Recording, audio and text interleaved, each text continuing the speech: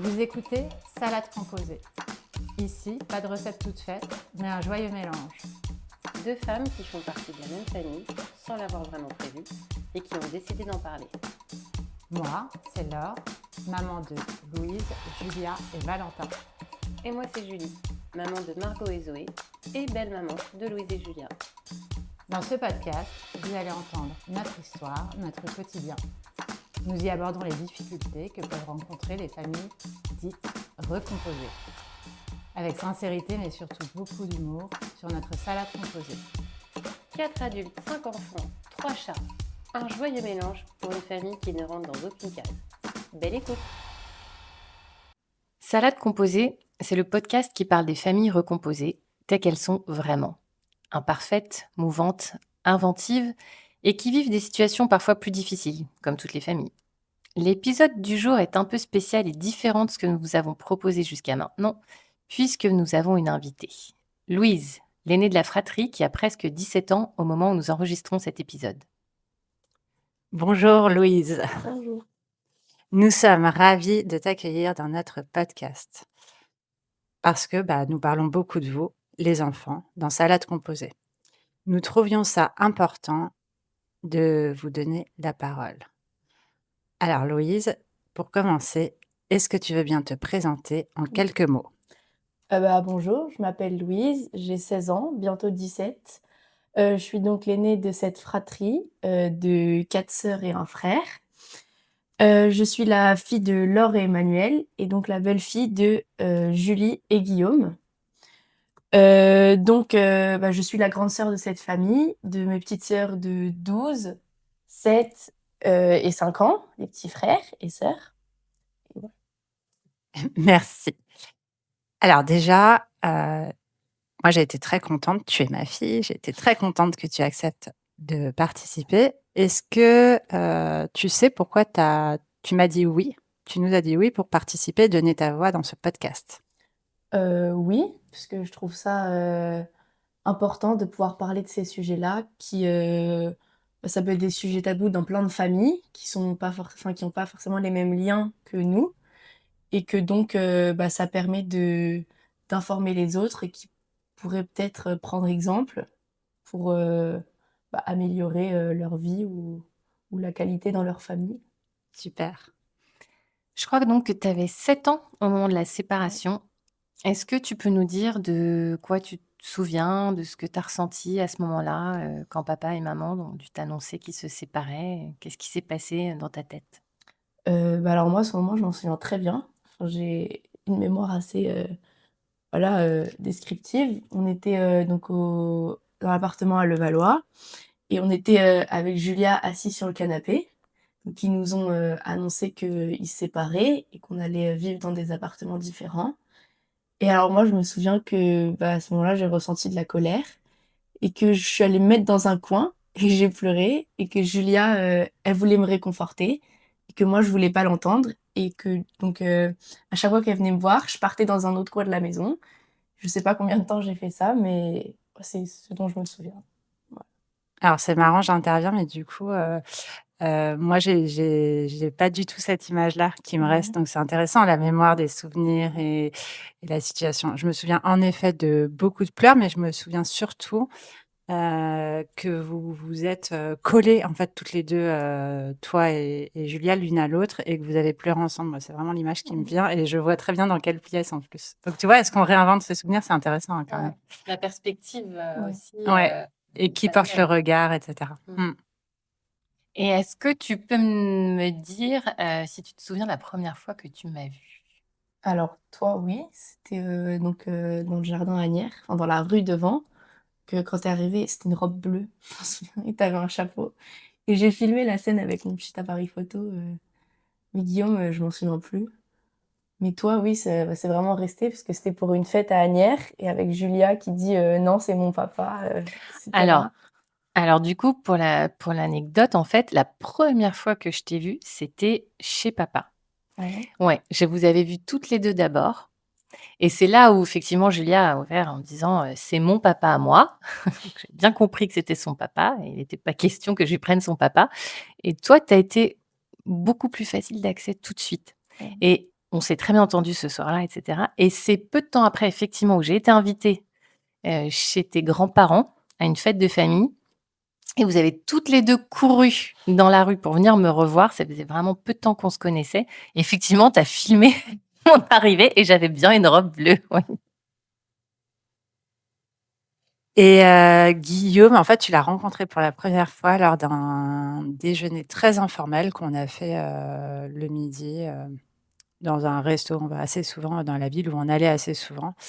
Et je me souviens, alors je peux raconter son point de vue, qui était de dire, «Je les approche pas à pas, gentiment. Je commence à être un tout petit peu dans leur vie». Voilà, alors même qu'on savait que, sans doute on souderait des liens plus forts que ça, mais lui, sa préoccupation à lui, c'était vraiment, de pas s'imposer à vous, même si au final ça a été, assez vite. Et alors, est-ce que tu te souviens, c'est peut-être plus marquant pour toi parce que ça a quand même, changé, beaucoup de choses dans ta vie à mon avis, peut-être plus que la séparation d'ailleurs. Est-ce que tu te souviens de l'arrivée de tes, sœurs et de ton petit frère? Alors je me souviens pas forcément les moments exacts. Heu, Ça a été des moments de bonheur parce que, j'étais encore grande sœur, encore et encore et à la fin, quand on a eu un petit frère, enfin, après 3 petites sœurs.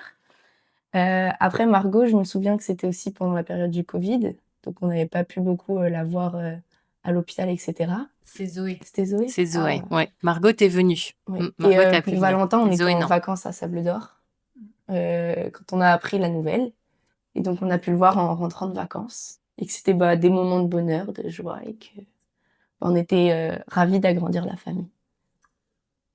Est-ce que tu penses que du fait de cette situation, le fait que, tu vois, vous alliez une semaine sur 2 chez papa, chez maman, les vacances, et cetera, est-ce que tu sens que tu as un lien plus fort avec Julia, donc ta première sœur, hein, et que tu as construit un lien privilégié, on va dire, avec elle, soit par rapport à tes autres frères et sœurs, soit par rapport à ce que tu vois chez tes copains dans leur Ouais. fratrie, parce que vous avez vécu une situation unique un peu toutes les 2? Alors moi, je pense que oui et non. Oui, parce que, on vit la même situation, donc de faire l'échange toutes les semaines, les affaires et du coup d'avoir 2 familles entre guillemets. Mais non, pas forcément parce que, je garde des liens très forts avec mes autres frères et sœurs et qui sont pas forcément, différents. Ils sont plutôt, tous égaux, même si avec Julia, on n'est pas forcément dans la même situation que les autres. C'est marrant parce qu'on en parlait avec, maman sur un autre épisode. On disait qu'il y avait, parfois des duos, donc Julia et toi, pour ma part Margot et Zoé, et qu'en fait les duos, ils s'interchangeaient. Ouais, Par exemple, Julia et Margot, toi et Zoé, tu es quand même sa référente, Zoé de oui, grande sœur. Donc effectivement, c'est vrai que en fonction du moment, les duos, ils changent. Tu le sens ça aussi? oui, je sens. Ça dépend, pour les activités, surtout, dans les activités, créatives, ça va plutôt être Julia. Dans les moments de câlin, peut-être moi. Heu Pour, quand je les garde le soir, une qui à manger, l'autre qui fait les dents, qui leur lit une histoire. C'est vrai que ça a plutôt changé en fonction des moments et du temps. Même si pour nous, quand, moi j'ai toujours dit aux enfants: «Celle qui garde, c'est Louise». Oui, L'autorité, celle qu'il faut écouter, c'est Louise qui décide. oui, par exemple, quand elles veulent, que ce soit Julia qui leur lise l'histoire et Mmh. c'est Julia qui leur lit l'histoire. Ah, c'est intéressant. Bah, du coup, c'est une vraie chance, d'avoir, pour des petits, autant de grands et inversement parce que ça veut dire que tu vas aller chercher là où tu as besoin, Ouais. telle ou telle partie de caractère donc ça, c'est le point positif. Et du coup, est-ce que tu trouves que, chacun, chacune a bien sa place dans la famille ou est-ce que tu penses que ça a été un peu compliqué justement l'arrivée de tes sœurs, de ton frère, de retrouver une place? Non, moi je trouve qu'on a plutôt un bon équilibre dans la famille, que, chacun a une bonne place et que c'est oui, assez équilibré, et homogène dans tout. Alors, une question que on se pose et j'imagine que, pas mal d'enfants, mais aussi de parents qui sont en train de se séparer ou qui l'ont vécu il y a pas longtemps, qu'est-ce que ça fait d'avoir 2 maisons? Moi, je trouve que c'est plutôt pas mal parce qu'on a donc 2 endroits différents, que ce soit, dans les chambres ou la maison en général. Pour les chambres, on a chacun a sa place. Bon, même si là, on est ensemble, mais c'est vrai que ma chambre chez maman et ma chambre ici, c'est pas la même, il y a pas la même ambiance, la décoration et tout. Donc on a 2 endroits à nous et ça fait du bien aussi d'avoir du changement, de pas être tout le temps au même endroit et que, c'est plutôt positif. Et tu te sens chez toi dans les 2 maisons? Oui, Vraiment dans chez les 2 toi? maisons, ouais. Mmh, tant mieux. Tant mieux. Est-ce que tu as d'autres copains, copines qui vivent, la même, situation que toi?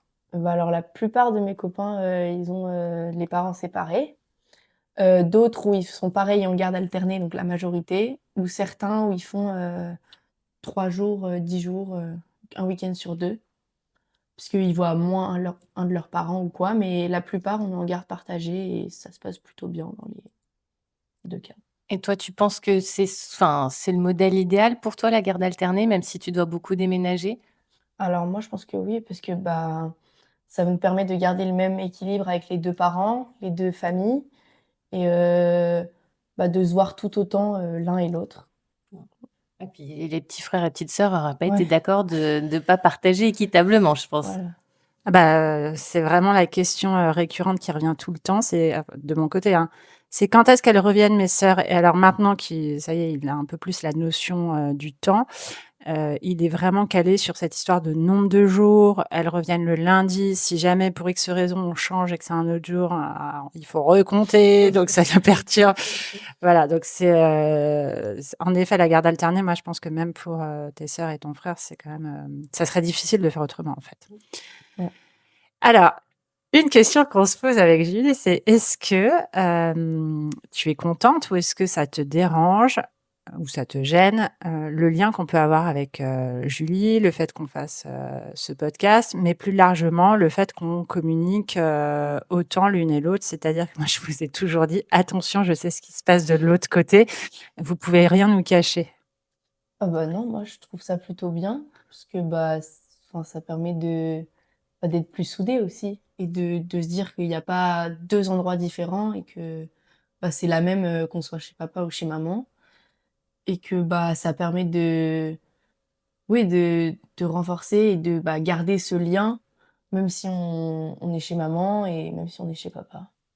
Ouais, tu sais qu'il y a pas de, il y a pas de cloison entre les 2. Moi, c'est on l'a déjà dit, je pense, dans un autre épisode, mais c'est vrai au tout début de la séparation, on avait vraiment l'impression que vous cloisonniez, que ça soit toi ou Julia, hein, les 2, ce qui se passait chez l'un, ce qui se passait chez l'autre pour pas nous comme si c'était un interdit d'en parler et ça, c'est je sais qu'en tout cas avec papa au tout début, je parlais moins avec Julie, mais avec papa, ça nous dérangeait de pas enfin, en tout cas que vous mettiez cet interdit alors que nous on le mettait pas forcément. Donc moi je trouve ça chouette que maintenant qu'on sache tout, quand on s'envoie les photos de vacances, de week-end, de machin, de trucs. Donc ça je trouve que c'est cool en tout cas. Comment t'imagines l'avenir donc de notre, famille, notamment le lien avec tes sœurs, ton frère? Est-ce qu'il y a des choses qui te font peur pour l'avenir? Alors peur, ce serait peut-être qu'on s'éloigne un peu on va tous grandir, prendre des chemins différents. Mais je pense qu'on gardera quand même des liens forts, avec, chaque personne de la famille, que ce soit, les belles-mères, les beaux-pères et les parents, les frères et sœurs. Et est-ce que en tant qu'aîné, tu sens que tu as une responsabilité dans le lien de cette famille avec tes frères et sœurs? Alors Heu tes sœurs et ton frère plutôt, on parle en français. Pas tellement, mais quand même un peu puisque, je m'occupe beaucoup d'eux, que je peux les garder pas mal. Mais, souvent, même eux, ils veulent se voir, faire des soirées pyjama et donc, c'est sympa à voir et je trouve que j'ai un rôle, mais pas tant que ça non plus puisqu'on a tous le même lien et que il y a un certain équilibre, entre chacun. On fait des fêtes un peu entre nous, Ouais. toute la famille élargie, notamment pour ton anniversaire et Julia. Est-ce qu'il y aurait une demande de ta part de faire un autre truc tous ensemble? Une fête spéciale ou je sais pas, est-ce que tu voudrais qu'on Mmh. en fasse plus? Est-ce que tu penses que 2 parents, c'est bien? Non, moi je trouve ça bien. Après l'idée des soirées pyjama avec les frères et sœurs, chez l'autre aussi, ce serait pas mal. Mais non, je trouve que c'est des bons plans et des bons moyens de se retrouver. Ah, Julie, elle avait un fantasme quand elle était petite, mais ce qui a duré longtemps, hein. Là, elle a 12 ans, c'était qu'on habite tous dans le même immeuble. Ouais, je peux comprendre, je peux Ouais, oui, comprendre. ce Ça aurait serait été plus plus pratique. pratique pour les valises. Alors, pour terminer, Une question pas si simple. Est-ce que tu peux donner une couleur ou un adjectif qui qualifierait chaque membre de ta famille? Ah bah oui. Bah alors Julia, ce serait le rose, puisque bah, c'est sa couleur préférée et en même temps, bah, elle est joyeuse, bienveillante et créative aussi. Guillaume, ce serait plus le orange, je pense, parce que bah, il est drôle et bah, il y a une bonne ambiance, enfin, c'est cool, voilà. Bah, Margot et Zoé, ce serait peut-être donc la même couleur, puisqu'elles sont bah, toutes les deux bah, gentilles, rêveuses, et Margot aussi très courageuse avec ce qui lui est arrivé. Ce serait plus, moi je trouve le violet, ça leur irait pas mal. Papa, le rouge, parce que bah, c'est une personne forte qui va toujours présent, on va dire. Maman,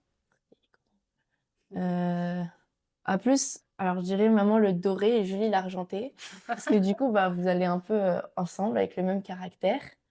Donc, créative et bah, qui montrent les choses de leur côté, donc par rapport bah, à l'art et à ton entreprise. Et bah, voilà. Et toi, ce serait quoi? T'as oublié Valentin? Et Ah oui, Valentin? Valentin. Bah, Valentin, je trouve que ce serait un peu de tout. Parce que... Toutes les couleurs de l'arc-en-ciel. Ah non, parce que il est assez aléatoire, parce qu'il fait des colères J'adore. souvent, pour tout et pour rien. Mais en même temps, il est trop mignon et toujours joyeux quand il fait ses colères, très souvent. C'est vrai qu'arc-en-ciel, ça lui va bien, je trouve. En effet, il est un peu cyclocymique. Et toi, ta couleur? Et moi, pas forcément d'idée. Peut-être le bleu, parce que c'est ma couleur préférée. Et donc, différents tons de bleu, comme le turquoise ou le bleu roi, qui, bah, puisque je suis l'aînée et que bah, j'aime bien être là pour les autres, et qu'il y ait ce lien dans la famille.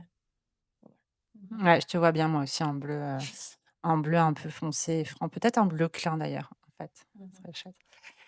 Est-ce que tu as autre chose que tu as envie de nous dire ou de dire aux auditrices, auditeurs, sur ton... Non, je n'ai pas forcément Un d'idée petit qui me conseil viennent. aux parents de tes Aux copains, parents. peut-être, qui vivent la même situation que toi?